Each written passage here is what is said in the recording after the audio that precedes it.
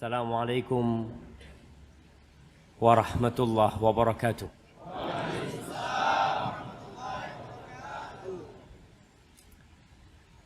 Innal hamdalillah. Masya Allah. Ada apa ngangkat HP? Kita mau dengerin kajian ini.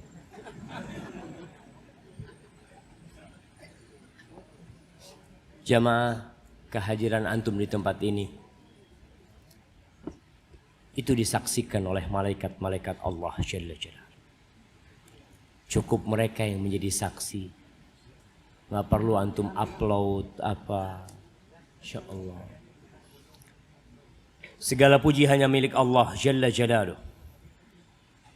Nahmaduhu wa nasta'inuhu wa nastaghfiruh. Kita senantiasa memujinya. Karena hanya Dia yang pantas untuk dipuji. Hanya kepadanya kita meminta pertolongan. Karena hanya Dialah yang bisa membantu kita.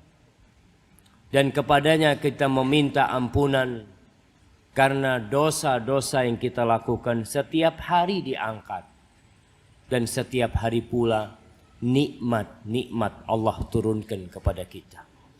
Wa na'udzu billahi min syururi anfusina wa sayyiati a'malina. Dan kita berlindung kepada Allah dari kejahatan jiwa kita yang senantiasa membisikkan keburukan bahkan tatkala kita sedang salat menghadap kepada Allah Jalla Jalla. Bisikan-bisikan itu datang memecah konsentrasi ibadah kita, membuat salat yang kita lakukan seakan-akan tiada guna. Kalau bukan kepada Allah kita minta perlindungan, kepada siapa? Wa na'udzu billahi min syururi anfusina wa sayyiati a'malina. Dan kita juga berlindung kepada Allah dari keburukan amal kita. Siapa yang tidak pernah berbuat dosa? Andai kata setiap kali berbuat dosa ada titik hitam di wajah kita, maka mungkin sebagian besar di antara kita wajahnya akan hitam karena dosa-dosa yang dia lakukan.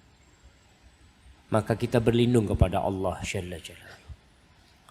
Man yahdillah fala mudhillalah wa man yudlilhu fala hadiyalah. Barang siapa yang diberi petunjuk oleh Allah, maka tidak satupun yang dapat menyesatkannya. Dan barang siapa yang disesatkan dalam kehidupan ini, maka 1000 kiai, 1000 tuan guru, bahkan 1.000.000 didatangkan, mereka tidak akan bisa memberikan hidayah. Wa ashhadu an la ilaha illallah wahdahu la syarika lah. Wa ashhadu anna Muhammadan abduhu wa rasuluh wa habibuhu wa khaliluh. Salawatu rabbi wa salamuhu wa barakatuhu alaihi wa ala alihi wa ashabihi ajma'in. Amma ba'd. Jamaah rahimakumullah. Malam hari ini, malam Sabtu, tanggal 25 Jumadal Akhirah 1440 Hijriah. Kita berada di salah satu dari rumah Allah Azza wa Jal.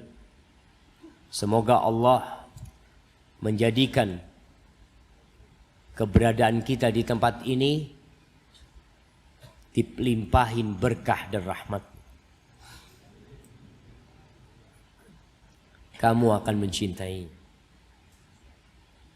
Siapa yang akan kita cintai? Siapa yang seharusnya kita cintai dalam kehidupan ini? Allah Jalla Jalaluh di surah Al-Ahzab di ayat ke-6. Di potongan ayat itu Allah mengatakan, An-nabiyyu awla bil mu'minina min anfusihim wa azwajuhu ummahatuhum. Nabi kita Muhammad sallallahu alaihi wasallam itu lebih berhak atas diri kita daripada kita sendiri atas diri kita.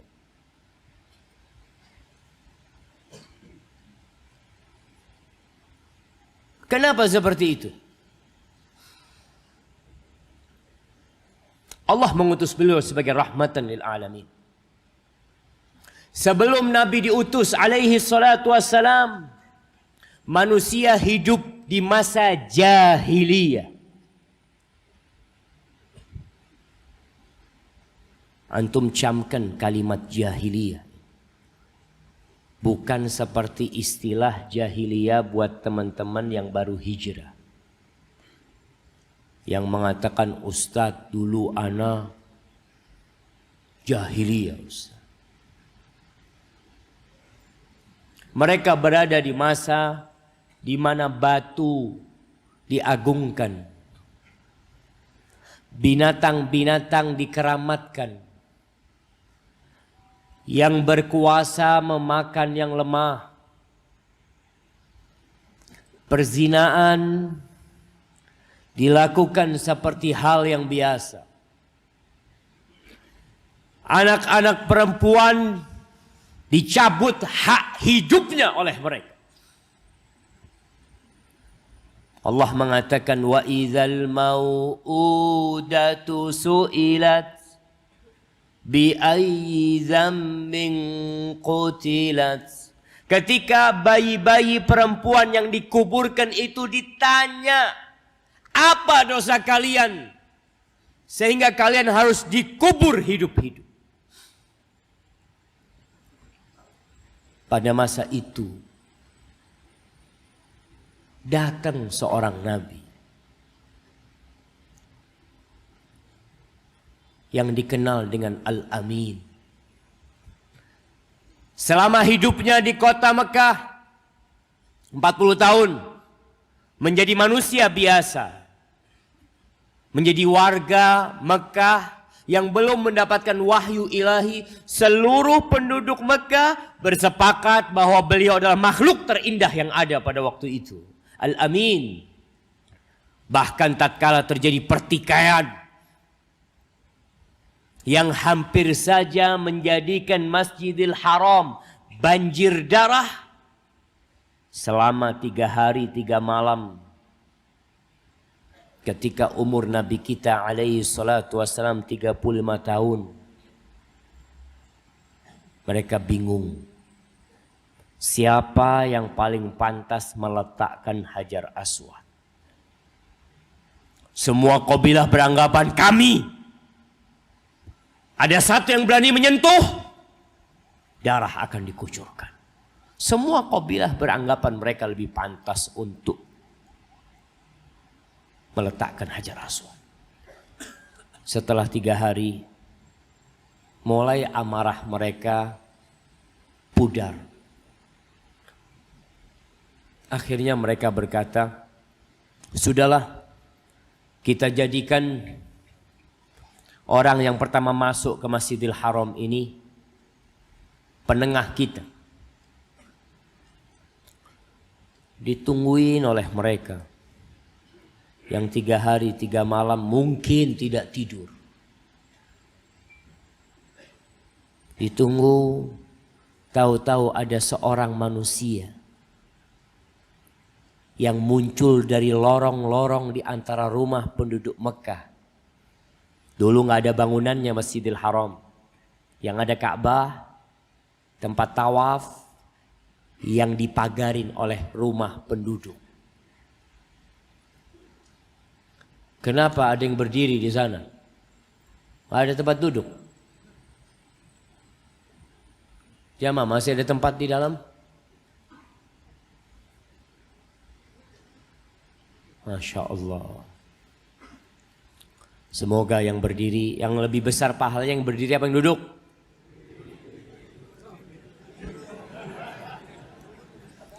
Yang berdiri apa yang duduk? yang dekat sama ustadznya. Semakin mendekat ke majelis itu semakin besar pahalanya. Yang berdiri capek ustadz, ya insya Allah dapat pahala capeknya.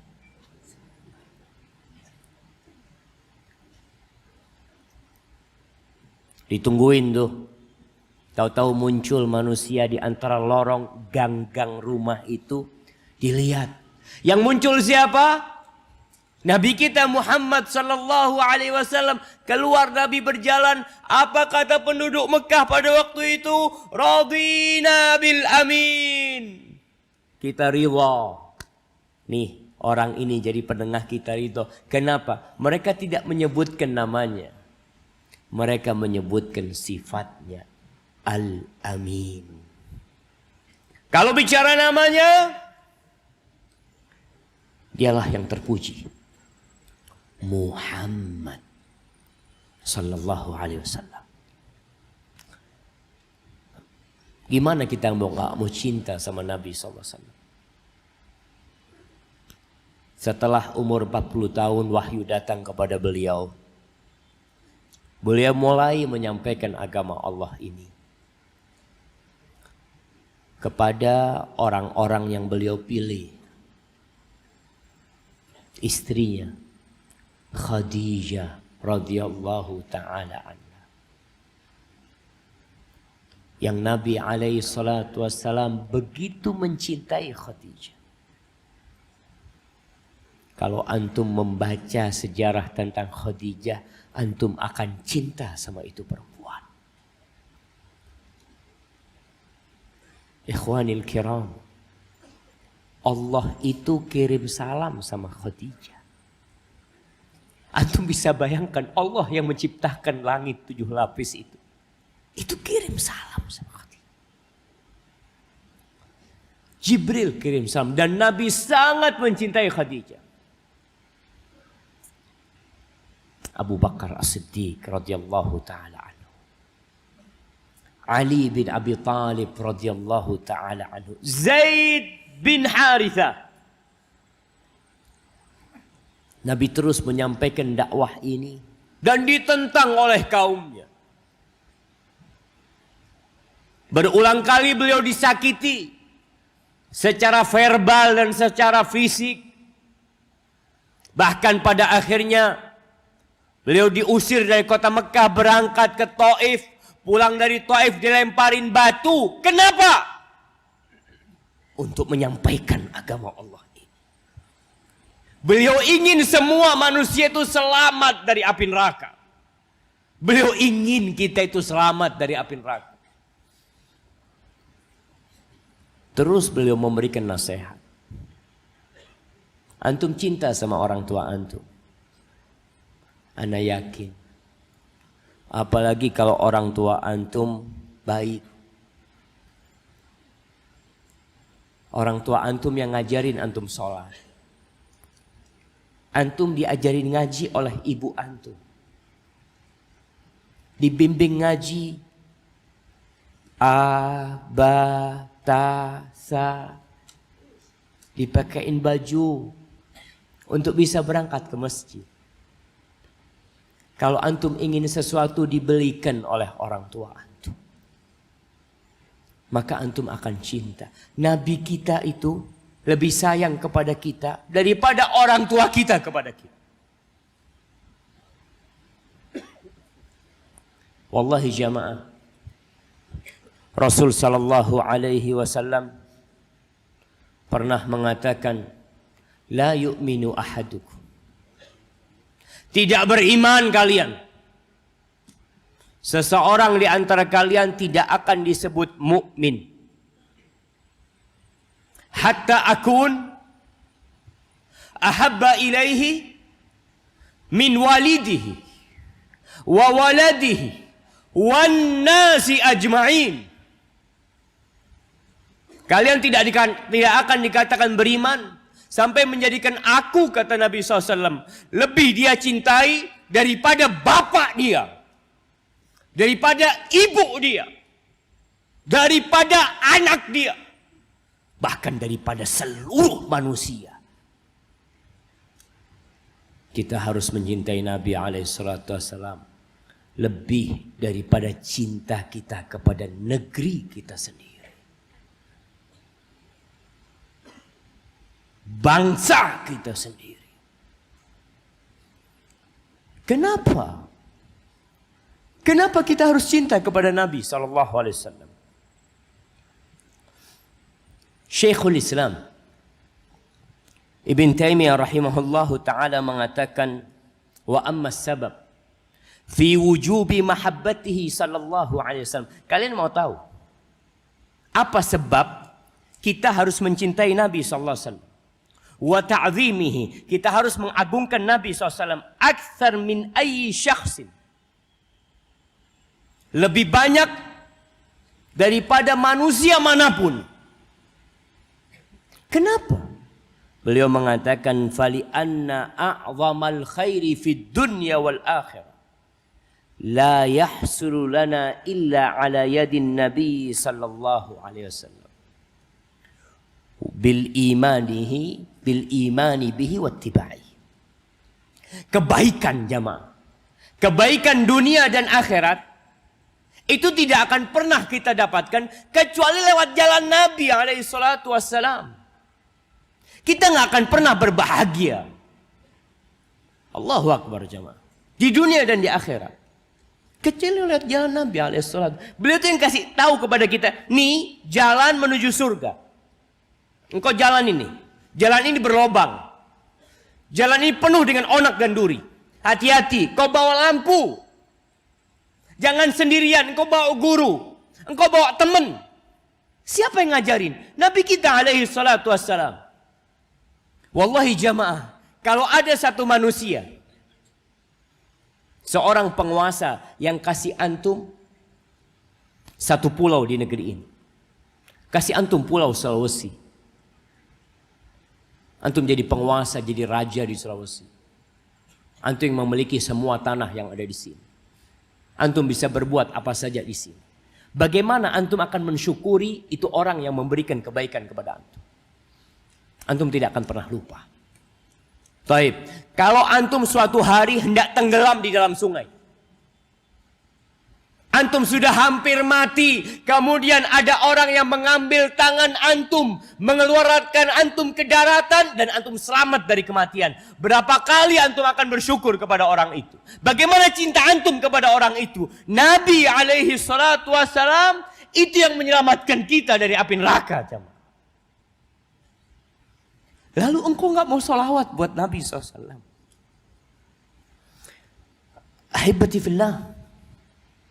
Sebagian ulama mengatakan, idza ta'ammala al-'abdu an-naf'al hasil lahu min jihatir Rasul sallallahu alaihi wasallam alladhi akhrajahu Allah bihi min dhulumatil kufri ila nuril iman. Apabila seorang merenungkan, antum duduk, antum coba bertafakkur, merenungkan manfaat yang didapatkan dari Rasul sallallahu alaihi wasallam, yang dengannya Allah mengeluarkan kita dari alam kegelapan menuju ke alam yang terang benderang, dari kegelapan kekufuran menuju cahaya iman. Alima annahu, Allahu Akbar, alaika salatu wassalam ya Rasulullah, alima annahu sababu baqa'i nafsihil baqa'al abadi fin na'imis sarmati.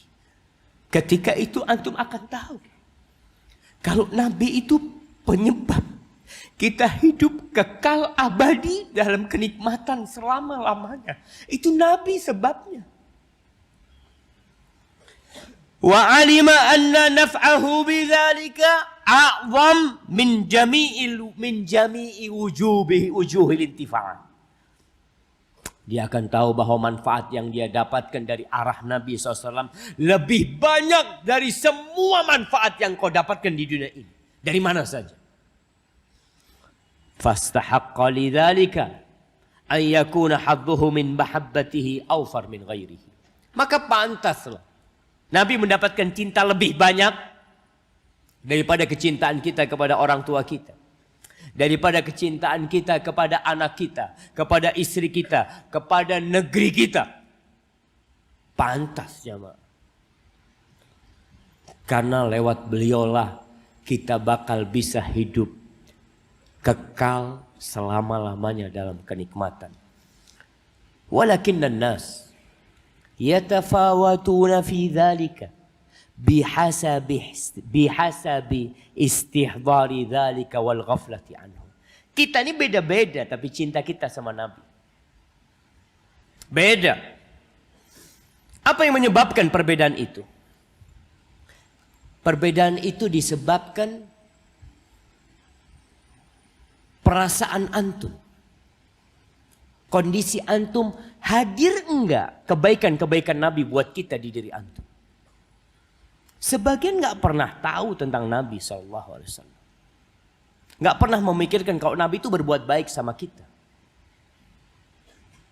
Enggak ada. Tapi semuanya insya Allah seorang mukmin itu harus ada cinta kepada Nabi SAW. Walaupun umpamanya kita ngelihat ada orang nggak sholat tapi dia beriman. Mungkin sholatnya bolong-bolong. Tapi kalau ditanya engkau cinta nggak sama Nabi SAW? Cinta Ustaz. Ada cinta di hatinya. Tapi tertutup dengan awan. Gelap kemaksiatan. Sehingga dia tidak tahu tentang cinta kecuali ucapan belaka. Yang tidak terwujudkan dalam raga dan perbuatan dia. Kalau antum punya teman yang baik sekali, orangnya pemberani, suka membantu, dermawan, Allahu Akbar. Apa saja keperluan antum dia selalu membantu antum. Wajahnya tampan, baik hati. Ana yakin antum akan suka dengan orang itu. Bahkan tatkala antum lama tidak memandangnya, antum akan merindukan dia. Jamaah, ketahuilah bahwa semua sifat baik yang dimiliki manusia, semua itu ada di diri Nabi kita Muhammad sallallahu alaihi wasallam secara sempurna. Allah Jalla Jalaluh mengatakan tentang beliau, berbicara tentang akhlak dan perilaku beliau. Apa kata Allah? Wa innaka la'ala khuluqin azim. Alaika salatu wassalam ya Rasulullah. Sesungguhnya engkau benar-benar berada di atas akhlak yang mulia.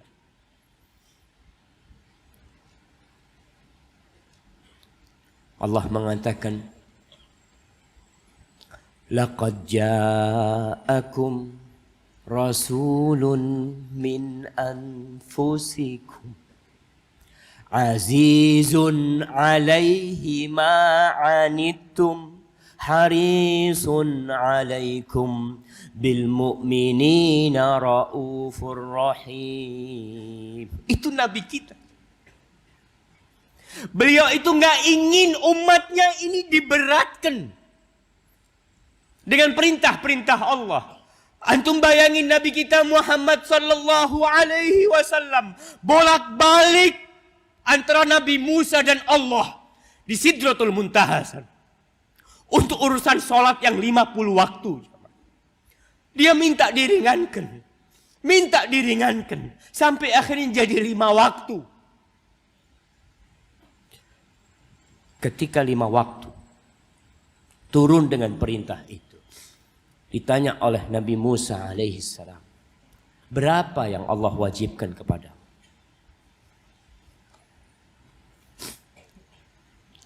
Khamsus salawat. 5 waktu. Apa kata Nabi Musa AS? Engkau minta keringanan lagi. Umatmu enggak mampu.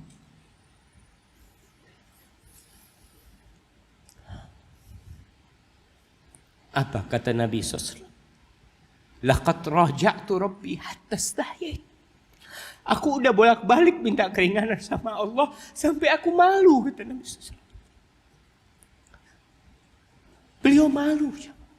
Tapi beliau berusaha untuk minta keringanan kepada Allah. Kenapa beliau tinggalkan sholat tarawih berjamaah? Beliau sholat, sahabatnya ikut sholat di 10 malam terakhir. Hari kedua beliau sholat lagi. Hari ketiga beliau sholat, setelah itu beliau nggak keluar lagi.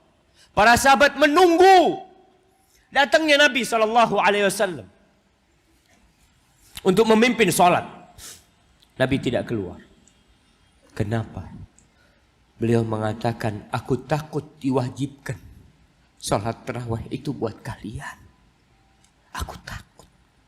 Hada Nabiuna sallallahu alaihi wasallam. Lalu antum gak cinta? Malam ini kita sholat isya diakhirkan. Nabi itu ingin mengakhirkan sholat isya. Pernah suatu hari, alaihi salatu wassalam, gak keluar dari rumahnya. Para sahabat setelah azan Bilal, mereka kumpul di masjid. Menunggu kehadiran Nabi alaihi salatu wassalam.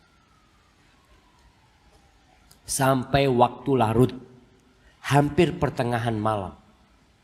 Sebagian sahabat tidur. Lalu Rasulullah sallallahu alaihi wasallam keluar dari rumahnya dengan rambut yang basah. Ada air yang menetes di jenggot Nabi alaihi salatu wassalam.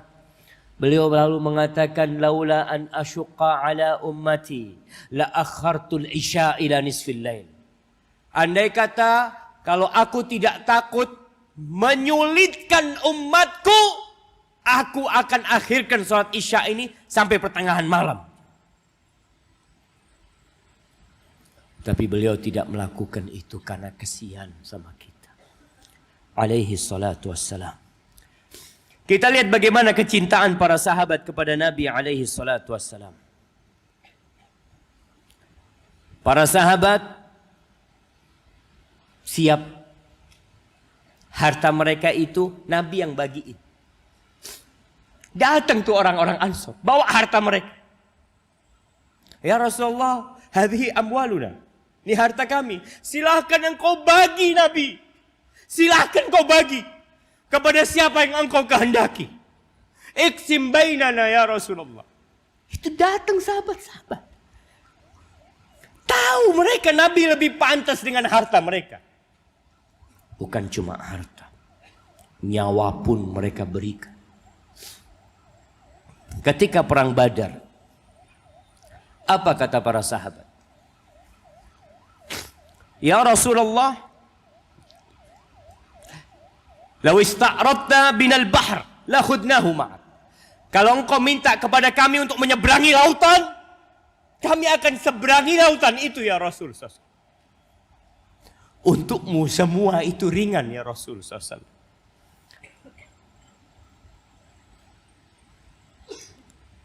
Para sahabat rindu kepada Nabi SAW.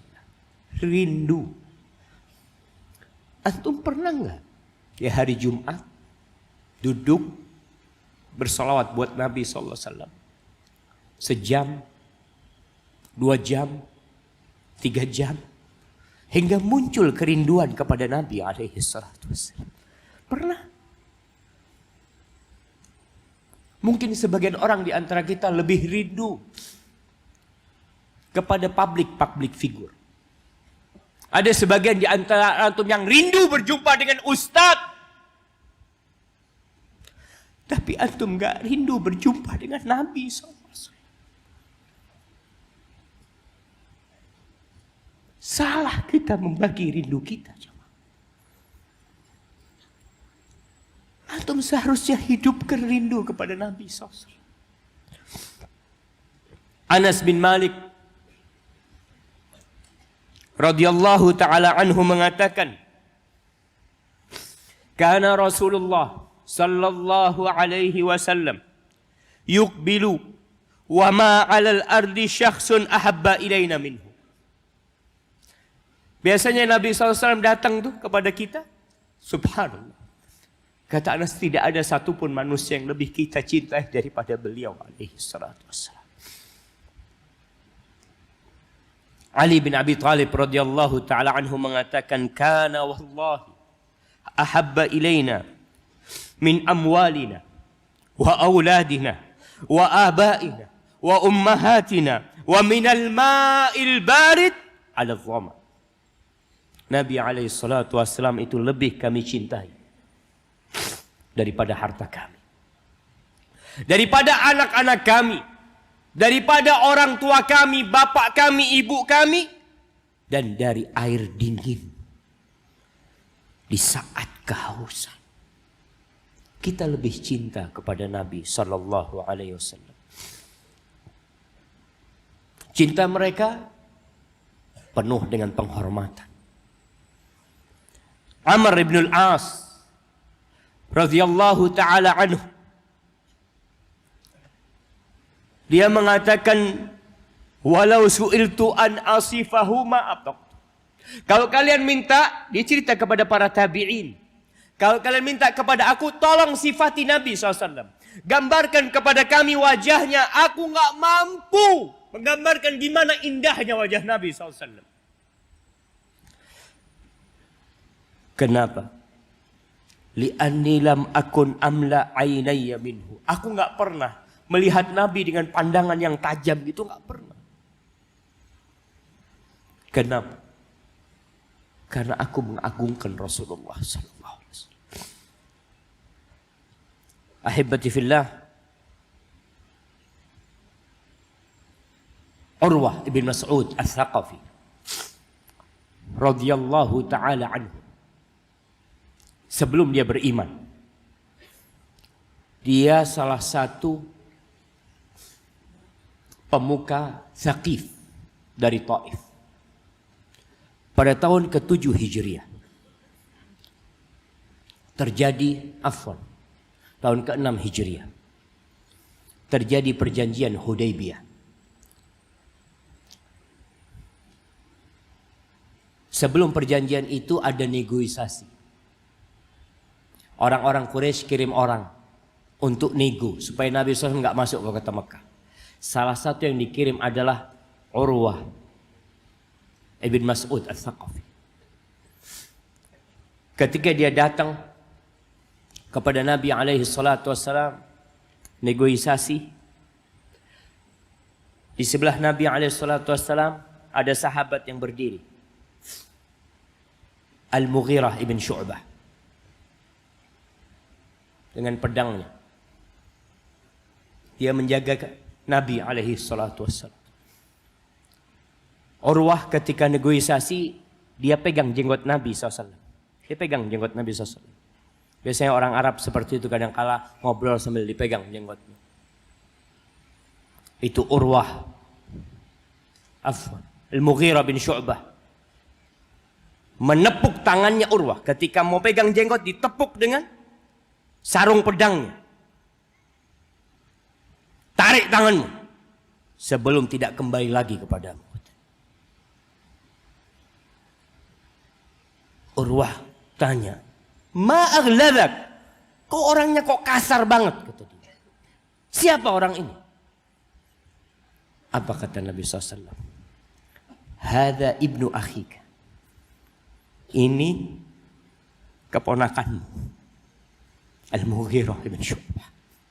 Itu pamannya. Yang pegang jenggot itu pamannya Mughirah. Tapi bagaimana cintanya Mughirah kepada Nabi SAW? Mau pamannya, mau bapaknya, mereka lebih cinta kepada Nabi SAW.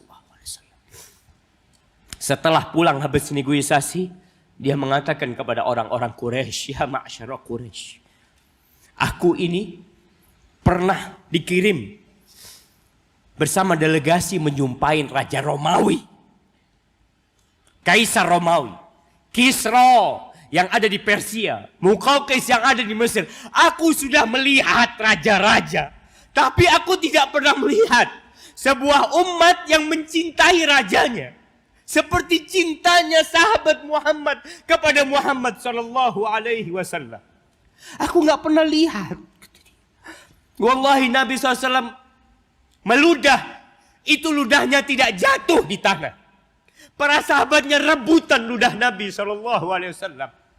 Ludah itu mereka usapkan ke wajahnya sallallahu alaihi wasallam. Ketika Nabi berwudu, sahabat itu rebutan air wudu itu sampai mau bunuh-bunuhan. Aku nggak pernah melihat orang cinta seperti cinta kepada Muhammad SAW. Itu yang akhirnya mengantarkan Urwah masuk Islam. Udah masuk waktu sholat. Nah, kita azan dulu. Iya, belum. Kenapa? Enggak, azan sekarang apa? Azannya sekarang.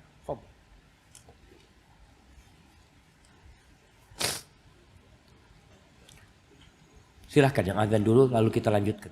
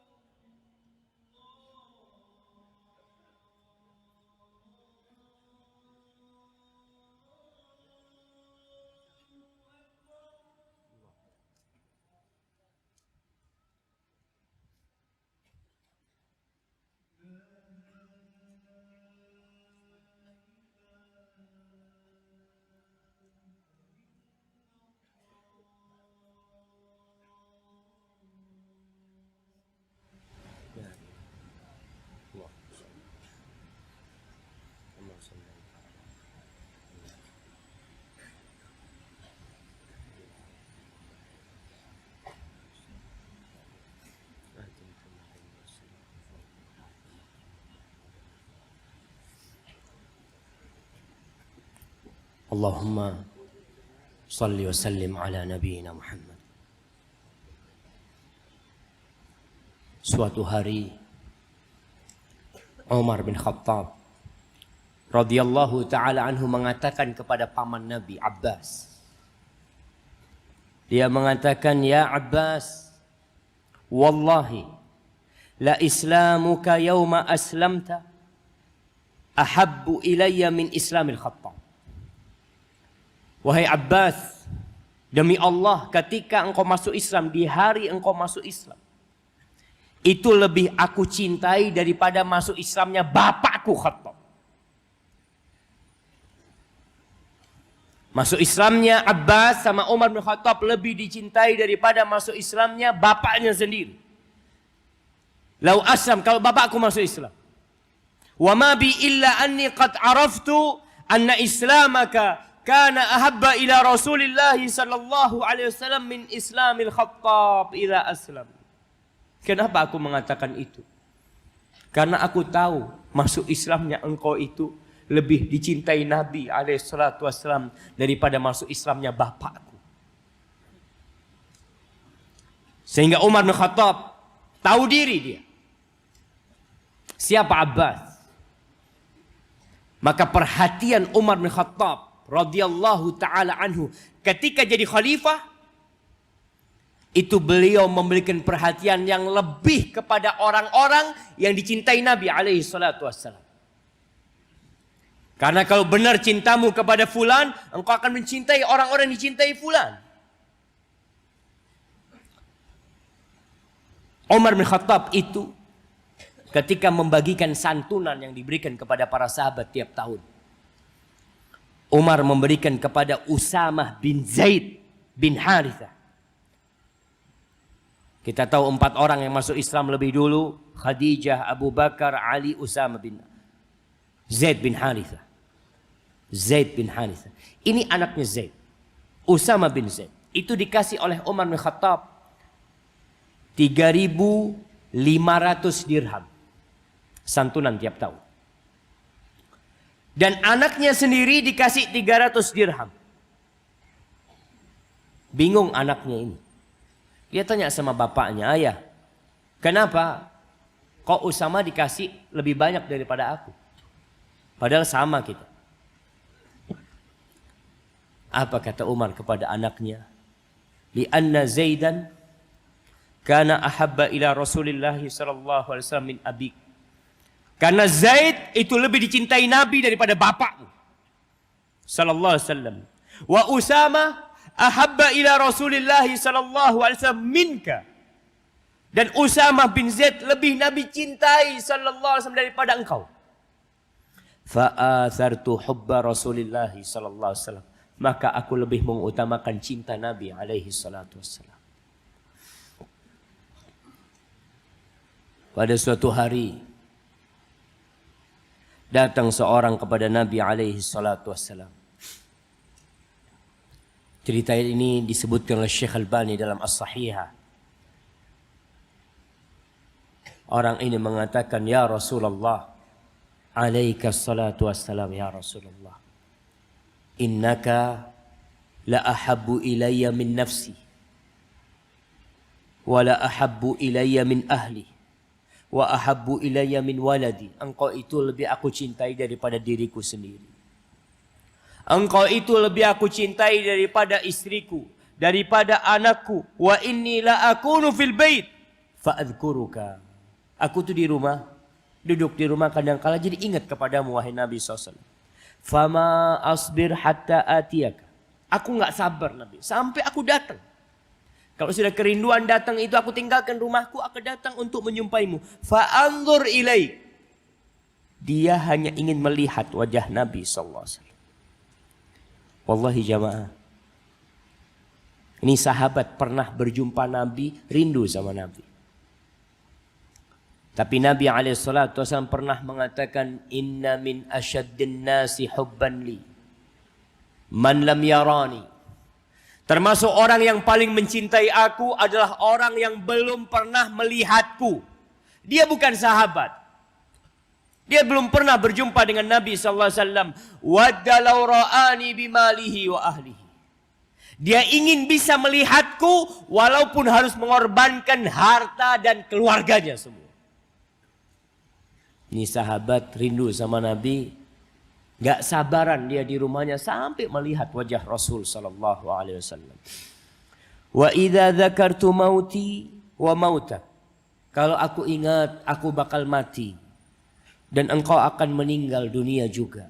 Araftu annaka idza dakhaltal jannah rufi'ta ma'an nabiyyin. Engkau nanti kalau masuk surga engkau akan diangkat ke derajatnya para nabi. Wa inni idza dakhaltul jannah khasyitu an la arah. Aku takut kalau aku masuk surga nanti aku nggak bisa melihat engkau lagi. Dia nggak kebayang dengan kenikmatan surga. Nggak ada dalam benak dia bidadari surga yang bisa membuat dia lupa dengan memandang wajah Nabi Sallallahu Alaihi Wasallam. Dia takut kalau masuk surga nggak bisa melihat Nabi Alaihi Salatu Wassalam. Falam yarudda alaihi Nabi Sallallahu Alaihi Wasallam syai'an. Nabi nggak bisa jawab. Nabi diam. Karena urusannya ini urusan wahyu yang ditunggu dari Allah. Gimana kondisinya nanti di sana? Para nabi dikumpulkan dengan para nabi. Akhirnya Allah turunkan firman-Nya di surah An-Nisa ayat 69. Allah mengatakan wa may yuti'illaha war rasul. Barang siapa yang patuh kepada Allah dan Rasul-Nya, faulaika ma'al ladzina an'ama Allahu 'alaihim. Maka mereka akan dikumpulkan bersama orang-orang yang Allah berikan nikmat kepada mereka, minan nabiyyin. Dikumpulkan bersama para nabi.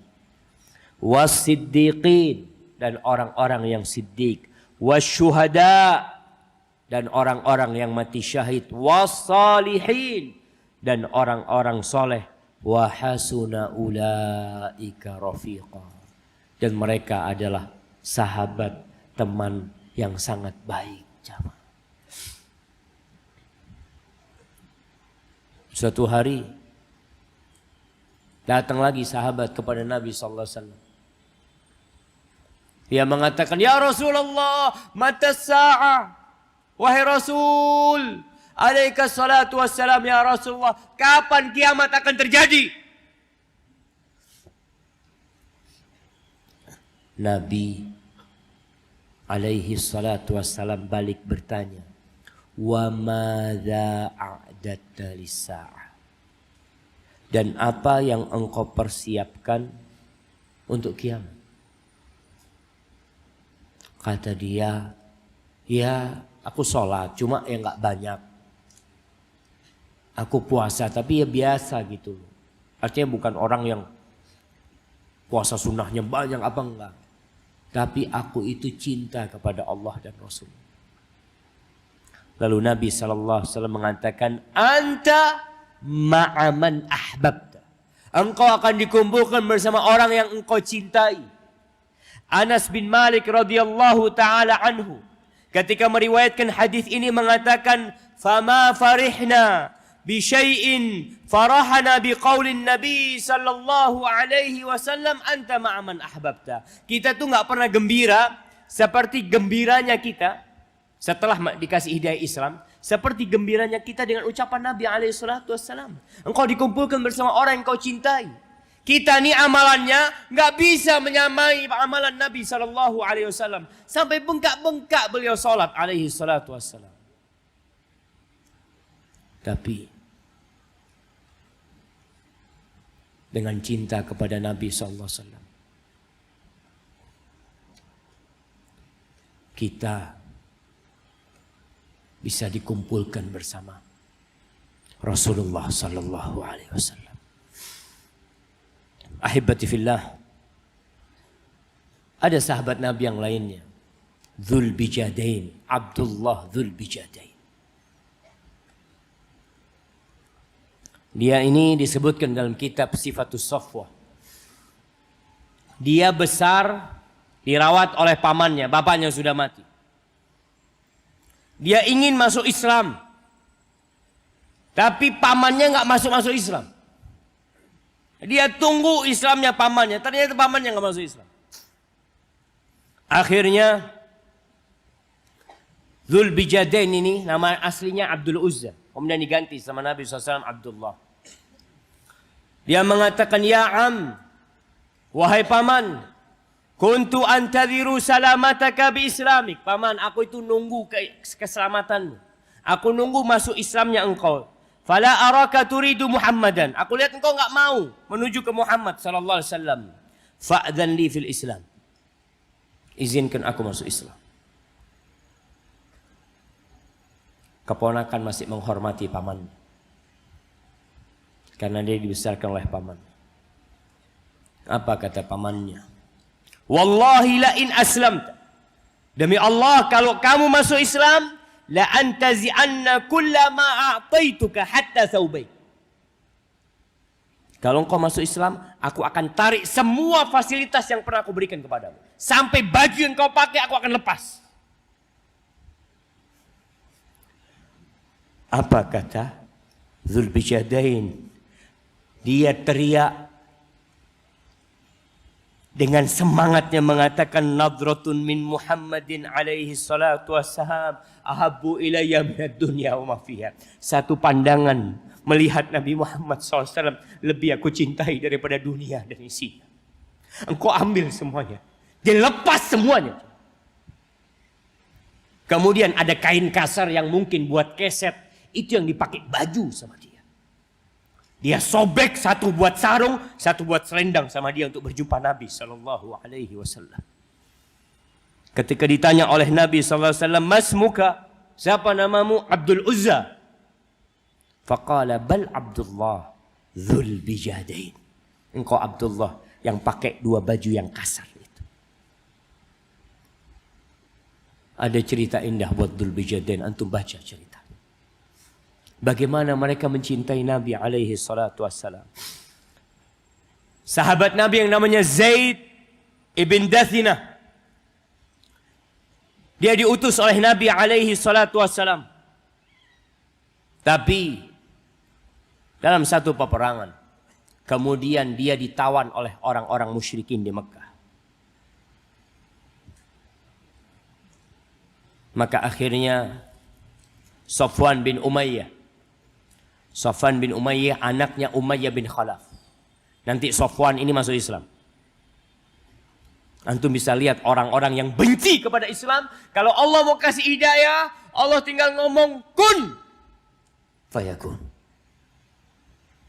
Maka jangan pernah putus asa berdoa meminta hidayah buat orang-orang besar. Orang-orang penting. Yang mungkin kita melihat dia kurang suka dengan dakwah Islam ini. Safwan bin Umayyah, dia datang bersama maulanya dengan budaknya yang namanya Nistas. Dibawa nih Zaid ibn Dathinah untuk dipotong kepalanya. Dibawa keluar tanah haram. Maka berkumpullah orang-orang musyrikin untuk menyaksikan pembenggalan kepala orang ini. Di antara mereka ada Abu Sufyan Ibn Harb, Ibn Umayyah. Faqala lahu Abu Sufyan berkata kepada Zaid ibn Dathinah ketika didatangkan untuk dipotong kepalanya. Nasyadtuka billah ya Zaid, atuhibbu Muhammadan indana al'an bimakanika yudrabu unuquhu wa annaka fi ahlik. Zaid, demi Allah aku minta kau jawab dengan jujur. Engkau mau enggak sekarang posisimu ini digantikan dengan Muhammad sallallahu alaihi wasallam, dipotong kepalanya Muhammad sallallahu alaihi wasallam. Apa kata Zaid?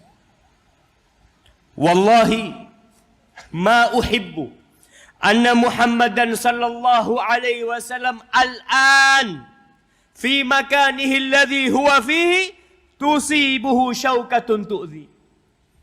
Demi Allah Jalla Jalaluh, aku enggak ingin Muhammad sallallahu alaihi wasallam sekarang di rumahnya. Posisinya dia sekarang di rumahnya terkena duri. Aku nggak ingin Nabi SAW terkena duri SAW. Apalagi jadi penggantiku di sini.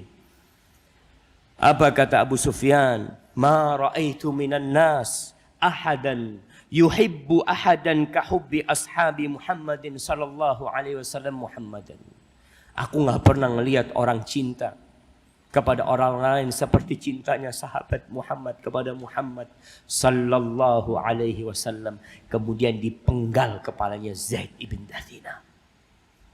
Wallahi jamaah, mereka siap mengorbankan nyawa mereka demi tegaknya agama Allah ini, demi berbahagianya Rasulullah sallallahu alaihi wasallam. Muhammad bin Maslam atau sahabat yang lain. Ada salah satu dedengkot Yahudi yang suka mencela Rasulullah sallallahu alaihi wasallam. Dia siap membunuh orang itu. Dia berangkat ke rumahnya. Dia datang ke kampung kabilahnya dan dia bunuh orang itu. Karena suka menyakiti Rasulullah sallallahu alaihi wasallam.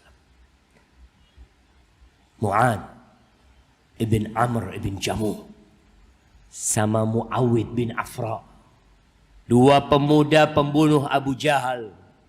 Ketika perang Badar, dia berada di sampingnya Abdurrahman bin Auf, di kiri dan kanan Abdurrahman bin Auf. Abdurrahman bin Auf nggak nyaman berada diapit oleh dua anak muda yang mungkin tidak memiliki kekuatan untuk melindungi dia dalam peperangan. Tapi ternyata dua orang ini mencolek Abdurrahman bin Auf, tanya, "Ya Am, arini Abu Jahal." Wahai paman, tunjukkan kepada aku, mana Abu Jahal? Mana Abu Jahal? Kata Abdurrahman, ada apa engkau sama Abu Jahal? Aku tuh dengar kalau dia suka mencaci maki Nabi Muhammad SAW. Annahu yasubbun Nabiya sallallahu alaihi wasallam. Hari ini aku akan selesaikan urusan ini. Wallahi la in ra'aituhu la yufariku jasadi jasadahu au sawadi sawadahu hatta yamutal ajal minna. Kalau aku melihat dia hari ini, tubuhku tidak akan berpisah dengan tubuh dia sampai orang yang paling cepat mati duluan. Yang di sebelahnya Muawid juga mencolek Abdurrahman bin Auf, sama pertanyaan. Subhanallah jemaah. Ketika peperangan dimulai, Abdurrahman mengatakan kepada dua orang ini, "Hadza sahibukuma." Nih, kalian lihat, ini Abu Jahal. Kedua anak muda itu lari seperti elang yang hendak menerkam mangsanya. Lari. Kemudian ditebas Abu Jahal. Selesai membunuh Abu Jahal, selesai urusannya. La. Keduanya lari mencari Nabi SAW. Ya Rasulullah, dicari Nabi. Dikasih tahu, ya Rasulullah, aku sudah bunuh Abu Jahal. Aku sudah bunuh Abu Jahal ya Rasulullah. Kedua orang ini mengatakan, kami yang membunuhnya. Dilihat pedangnya yang masih ada darah-darah. Kalian keduanya membunuhnya. Setelah itu mereka berdua perang kembali. Muawid bin Afra mati ketika perang itu. Mu'ad bin Amr bin Jamuh dikejar-kejar oleh Ikrimah bin Abu Jahal. Karena tahu dia yang bunuh bapaknya. Ditebas tangannya sampai lepas jemaah. Mu'ad bin Amr bin Jamuh. Dia cerita, Mu'ad cerita bahwa sepanjang hari aku berperang, tanganku itu aku seret. Karena nggak putus jemaah. Di akhir hari aku injek tangan itu karena menyakitinku. Mereka siap kehilangan tangan. Buat siapa? Buat Rasulullah sallallahu alaihi wasallam. Antum nggak siap kehilangan pekerjaan antum? Antum tidak siap meninggalkan pekerjaan antum yang diharamkan? Karena lebih memilih cinta kepada harta, kepada anak-anak, kepada keluarga. Antum lihat para sahabat Nabi meninggalkan kota Mekah, tinggal di Medina, tidur di masjid, kelaparan. Mereka lakukan semua itu. Untuk apa? Cinta kepada Allah dan Rasulnya. Ahibati fillah, selesai perang Uhud, berita kematian, tewasnya para sahabat itu masuk ke dalam kota Madinah.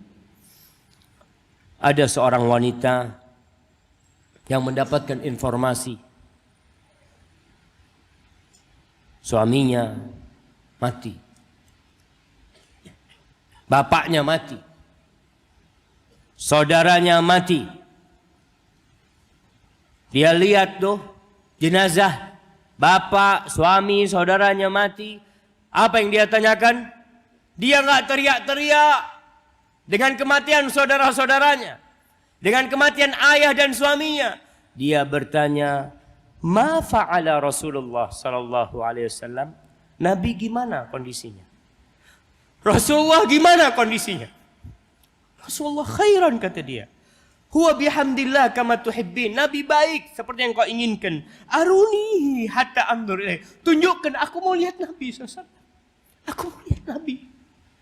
Dia nggak kepikiran dengan bangkai bapaknya. Dia kepingin lihat Nabi, mana Nabi. Ketika ditunjuk itu Nabi, kata dia datang menjumpai Nabi alaihissalatu wassalam, mengatakan, "Ya Rasulullah, kullul musibati ba'daka jalalu." Semua musibah, apa saja musibah yang menimpaku, setelah engkau nggak apa-apa, itu ringan buat aku, wahai Rasul sallallahu alaihi wasallam. Ahibati fillah, para tabi'in, orang-orang soleh. Imam Malik, dia itu tidak meriwayatkan dari Ayub As-Sikhtiyani. 2 kali Ayub As-Sikhtiyani datang ke Madinah haji, Imam Malik tidak meriwayatkan. Kenapa? Imam Malik kepingin tahu nih, bagaimana Ayub As-Sikhtiyani. Setiap kali Ayub As-Sikhtiyani ini menyampaikan hadis, qala Rasulullah sallallahu alaihi wasallam, nangis dia. Dia rindu sama Nabi SAW. Dia berada di kota Nabi SAW, tapi Nabi udah nggak ada. Dia terus menangis. Ketika itu Imam Malik meriwayatkan dari Nabi SAW, dari Ayub As-Sikhtiyani. Dan Imam Malik rahimahullahu ta'ala, kalau beliau mau ngajar, beliau itu pakai baju yang paling bagus. Parfumnya beliau pakai. Ditanya, kenapa engkau melakukan itu? Dengan ini aku mengagungkan hadis Rasul sallallahu alaihi wasallam. Antum bisa bayangin bagaimana Imam Bukhari dari Bukhara sana jalan ke Madinah, berangkat ke kota-kota besar, ke Baghdad, ke Mesir, ke tempat-tempat para ulama untuk menghimpun hadis Nabi alaihi salatu wassalam. Dia kumpulin tuh.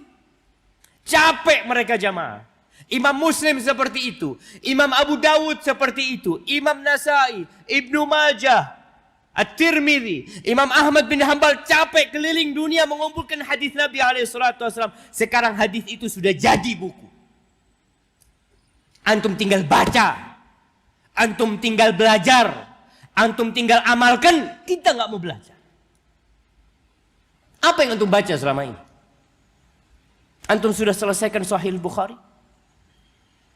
Untuk mendengarkan ucapan-ucapan baginda Nabi kita Muhammad SAW. Mereka capek mengumpulkan. Sampai sebagian ulama kencing darah mengumpulkan hadis Nabi SAW. Mereka cinta kepada Nabi SAW. Dan tugas kita sekarang mengamalkan. Belajar antum sekarang. Nggak ada lagi mengatakan, aduh susah mengamalkan sunnah Nabi SAW.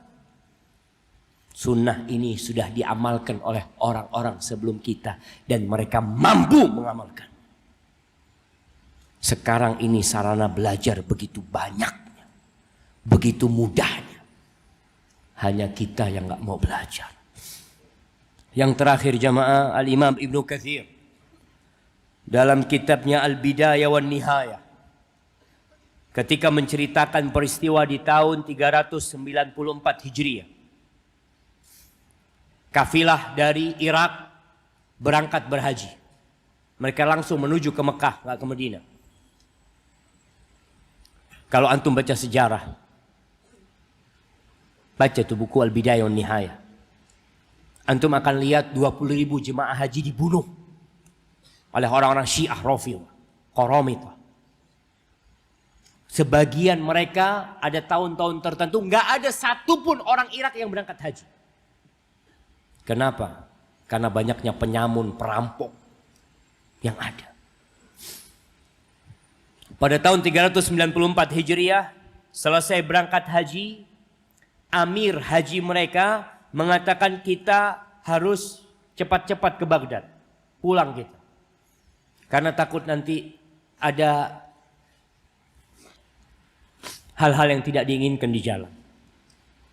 Akhirnya mereka berangkat dari Mekah menuju ke Irak. Mereka menuju ke Madinah, nanti serong jalannya menuju Irak. Di tengah jalan ada dua pemuda yang suaranya indah membaca. Ketika mereka mau belok menuju ke arah Irak, meninggalkan jalur Madinah, mereka membaca firman Allah di surat Taubah ayat 120. Allah mengatakan, "Ma kana li ahlil madinati ma kana li ahlil madinati wa man hawlahum minal a'rab ay yatakhallafu an Rasulillah wa la yarghabu bi anfusihim an nafsihi."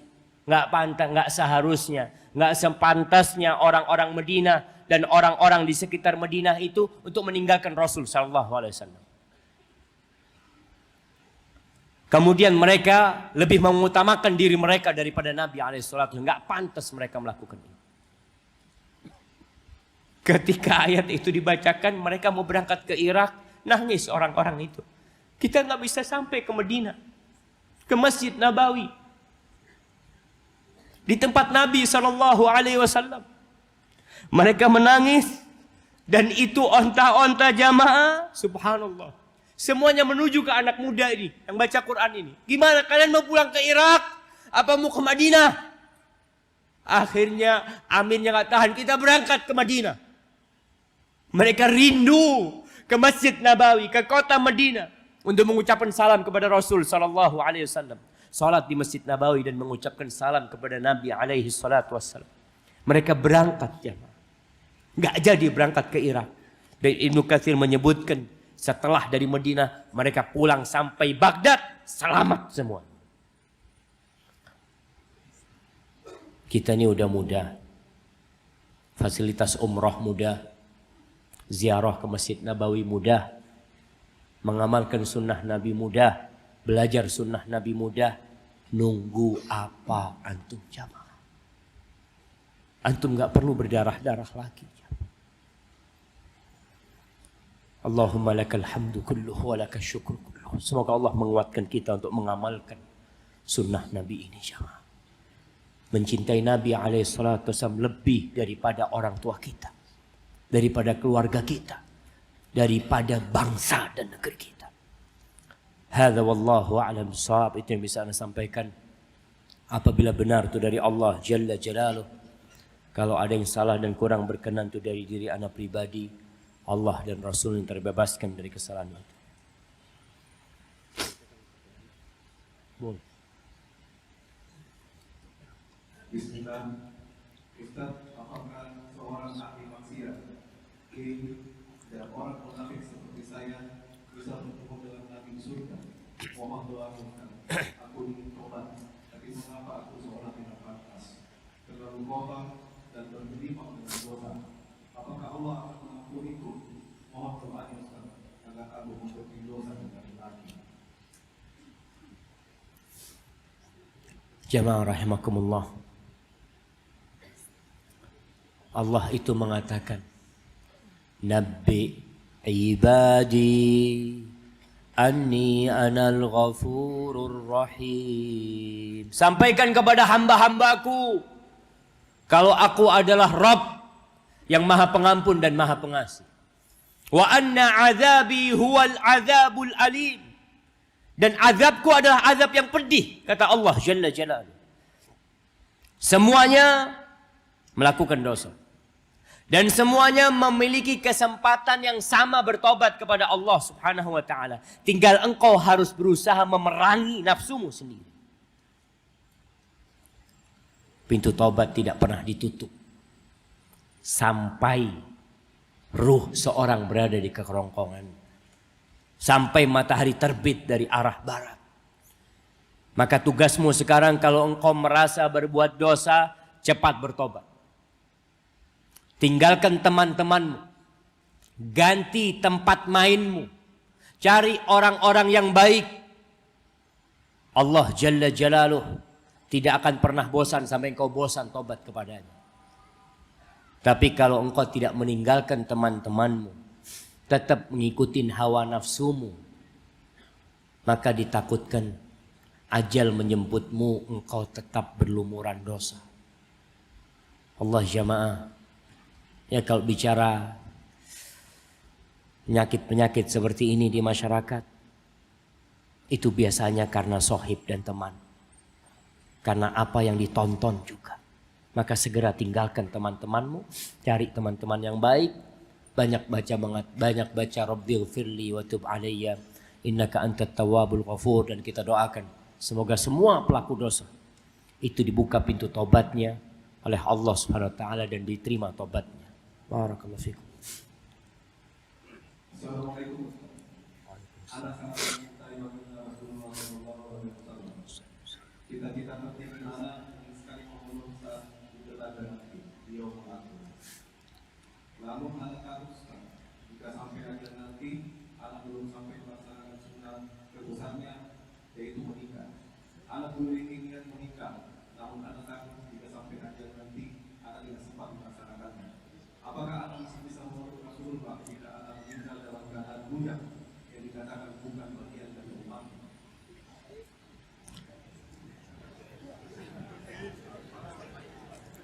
Wallahi jemaah. Iya. Penanya ini takut dengan sabda Nabi sallallahu alaihi wasallam, "Faman raghiba an sunnati falaysa minni." Barang siapa yang tidak suka dengan sunnahku maka bukan dari umatku. Bukan dari aku. Hati-hati. Di telaga Nabi sallallahu alaihi wasallam Nabi menanti. Beliau mengatakan kepada para sahabatnya, "Ana faratukum fil haud." Aku menanti kalian di telaga. Lalu Nabi SAW menceritakan tentang masa yang akan datang. "Wala yudhadunna rijalun an ummati an haudi." Ada nanti orang-orang yang dihalau dari telagaku, nggak bisa minum dari telaga Nabi sallallahu alaihi wasallam. Lalu Nabi mengatakan, "Ummati, ummati, umatku, kata Nabi SAW. Apa kata malaikat? Innaka la tadri ma ahdatsu ba'da. Engkau nggak tahu apa yang dilakukan umatmu setelah engkau mati. Maka ingat, hadis-hadis yang ancaman mengatakan bukan dari umatku, bukan dari golonganku, itu jadi ancaman buat kita. Nanti kita nggak bisa minum dari telaga Nabi SAW. Kalau orang mati bujang, tapi dia ingin menikah, nggak masalah. Karena yang dibenci sama Nabi SAW, yang dikatakan bukan dari umatku adalah yang benci dengan sunnah, nggak suka dengan sunnah. Kalau dia ingin menikah, antum ingin menikah, cuma apa daya Ustaz, uang nggak punya. Kita nih jamaah, kalau antum benar ingin mengamalkan sunnah Nabi SAW, Allah itu menjamin. Allah itu menjamin orang yang menikah untuk menjaga kehormatan dirinya. Wan nakihu lil afaf. Kalau antum menikah untuk menjaga kehormatan diri, Allah akan bantu antum. Dan benar pilihan antum sesuai dengan pilihan Rasulullah sallallahu alaihi wasallam. Nabi itu udah pilihkan perempuan buat kita. Nabi itu pilihin, engkau nikah tolong nikahin yang fulanah ya. yang agamanya baik. Tapi kita nggak mau kadang-kadang. Aduh Ustaz, ana kok kayaknya kurang pas. Ustaz. Kenapa? Wajahnya Ustaz. Nabi kan udah pilihkan buat engkau. Kata Nabi SAW, fadfar bidatid din. Engkau nggak mau. Maka bicara sunnah Nabi SAW nikah ini, kita nggak boleh benci. Wanita juga. Ada wanita yang trauma untuk menikah. Karena dia mendapatkan ayahnya zalim kepada ibunya. Sehingga dia nggak punya niatan untuk menikah. Kadangkala seorang laki-laki juga mungkin trauma. Melihat banyak wanita yang berkhianat, berzina umpamanya. Dia berpikir untuk tidak menikah. Maka nggak boleh. Atau dia berpikir, ana mau fokus ibadah. Nikah termasuk ibadah. Maka yang tidak akan atau yang tidak termasuk dari umat Nabi SAW adalah yang membenci sunnah nikah. Itu jemaah. Bukan yang tidak menikah. Ada orang yang umur 40 tahun belum menikah. Kenapa? Duitnya gak cukup. Apalagi di sini. Nah, ada yang maharnya 20 ekor lembu. Kalau lembu kecil-kecil gak apa-apa cuma. Baik, barakallahu fikum. Fadhal. Assalamualaikum Ustaz. Waalaikumsalam warahmatullahi. Ketika saya mencoba mengikuti sunnah-sunnah Nabi, istri dan mertua selalu mengatakan tidak usah terlalu berlebihan dalam beragama. Ada yang pantas diikuti dan ada yang tidak pantas diikuti. Pertanyaannya Ustaz, bagaimana sikap saya jika harus mendapati masalah seperti ini? Masya Allah, betul. Betul perkataan mertua antum. Keluarga antum. Jangan berlebih-lebihan dalam beragama. Jangan berlebih-lebihan. Tapi ukuran berlebih-lebihan yang mana? Rasul SAW memang mengatakan nggak boleh kita berlebih. Bahkan Allah mengatakan la taghlu fi dinikum ghairal, nggak boleh berlebih-lebihan dalam beragama. Kita itu Islam harus Islam yang biasa-biasa aja. Nggak perlu antum Islam liberal, nggak perlu. Islam radikal nggak perlu. Biasa aja. Gimana Islam biasa? Yang biasa diamalkan Nabi SAW. Karena yang diutus menjadi Rasul itu namanya Muhammad bin Abdullah Sallallahu Alaihi Wasallam. Jadi Islamnya antum Islam biasa-biasa aja. Kalau tanya, jangan berlebih-lebihan. Siap. Saya tidak akan berlebih-lebihan. Jenggotnya potong lah. Kenapa? Berlebih-lebihan itu. Subhanallah. Jenggot berlebih-lebihan. Kok bisa? Apa salahnya jenggot? Anak kadang-kala bingung. Ustaz. Mereka mempermasalahkan orang berjenggot. Messi berjenggot nggak ada yang ribut. Antum bisa lihat kebencian mereka kepada agama. Kalau berjenggot gaya nggak apa-apa. Kalau berjenggot karena Nabi Muhammad SAW jangan berlebih-lebihan itu. Na'udzubillah. Tapi memang orang kalau sudah bicara agama jamaah, mulai berat dia. Karena dia kalau ngelihat orang itu mau melaksanakan sunnah, lalu dia tidak mengamalkan. Dia merasa orang ini berlebih-lebihan. Karena dia tidak mengamalkan itu. Maka katakan kepada mertua, siap. Kalau saya berlebih-lebihan tolong ditegur. Ditegur. Ini loh berlebih-lebihan Nabi tidak mengamalkan itu. Apa standar Islam itu? Ya Nabi Muhammad SAW. Sunnahnya Nabi SAW. Yang lewat berlebih-lebihan. Umpamanya antum sholat malam dari habis isya sampai subuh. Berlebih-lebihan. Antum sholat duhur 17 rakaat. Berlebih-lebihan. Itu berlebih-lebihan. Nah, maka sampaikan. Antum nikah 7. Berlebih-lebihan. Kalau 4, ya memang standar itu 4 Ustaz. Iya, nggak boleh berlebih-lebihan jamaah. Nah, agama nggak boleh berlebih-lebihan. Udah enak jamaah. Nabi SAW itu mengatakan taraktukum alal bayda lailiha kanahariha. Au lailaha kanahariha. Aku meninggalkan kalian itu seperti di antara lembaran atau roti yang putih. Lembaran yang putih. Selesai sudah. Siangnya sama dengan malamnya. Nggak ada gelap sudah. Terang semuanya. La yazighu anha illa halik. Tidak ada yang menyimpang dari ini kecuali orang yang binasa. Maka nggak boleh berlebih-lebihan, jangan meremehkan agama dan jangan berlebih-lebihan dalam beragama. Di tengah sesuai dengan yang diamalkan Nabi SAW dan para sahabatnya. Hadza wallahu a'lam bissawab. Nah. Dan antum sabar menghadapi mertua, istri, sampaikan. Dan antum jangan sok tahu juga. Kalau ngasih mertua, itu nggak ada dalilnya itu. Mertua, dalil yang mana ini? Mertua nggak tahu dalil jemaah. Nah, fadhal. Assalamualaikum. Waalaikumsalam warahmatullahi Saya wabarakatuh. tetap memakai jubah di mana saja. Bahkan saat kuliah di kampus pakai juga jubah. Dan ada dosen yang tidak suka dengan jubah yang saya pakai. Ada apa atau sikap apa yang saya harus berbuat untuk dosen saya? Nah, antum kasih hadiah jubah dosennya. Mungkin dia nggak punya jubah. Ih jemaah. Jadi tadi kita nggak boleh berlebih-lebihan juga. Artinya jubah, sarung, ini pakaian yang dipakai oleh Nabi SAW. Nggak pakai juga nggak apa-apa. Artinya antum kalau nggak pakai jubah, pakai baju yang sopan yang sesuai dengan sunnah. Tapi memang ada orang-orang itu yang benci dengan semua simbol Arab. Ada. Kalau datang dari barat nggak ada masalah. Kalau dari Arab jangan. Itu terjadi coba. Jadi memang ada kelompok namanya Asy'urubiyah.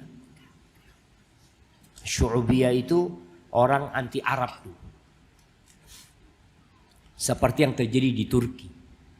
Ketika Kemal Atatürk itu menguasai, dia langsung hilangkan bahasa Arab. Udah selesai, hilang bahasa. Karena dia benci dengan Arab. Maka jubah memang identitas Arab. Tapi tadi itu bukan satu sunnah. Artinya yang kalau antum nggak pakai itu tidak menjalankan sunnah Nabi SAW. Karena pakaian Nabi SAW beliau pakai jubah, ya, beliau pakai sarung, beliau pakai rida, pakai selendang, ya. Itu sunnah yang tradisi juga. Yang dipakai oleh orang-orang Arab juga pada waktu itu. Tapi bagus, antum pakai nggak ada masalah. Jadi kalau dosen antum nggak suka antum pakai jubah, antum kasih hadiah jubah. Pak, hadiah dari saya. Yang bagus jubahnya. Barakallahu fikum. Nah. Ya, hadiah buat dosen. Yang tanya siapa tadi? Ayo, fadhal ke sini antum. Masya Allah.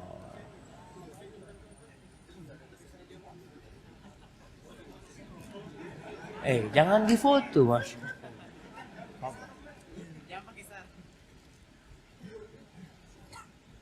Barakallahu fikum. Bismillah, barakallahu fikum. Antum kasihkan ke dosennya nanti. Jangan dipakai antum.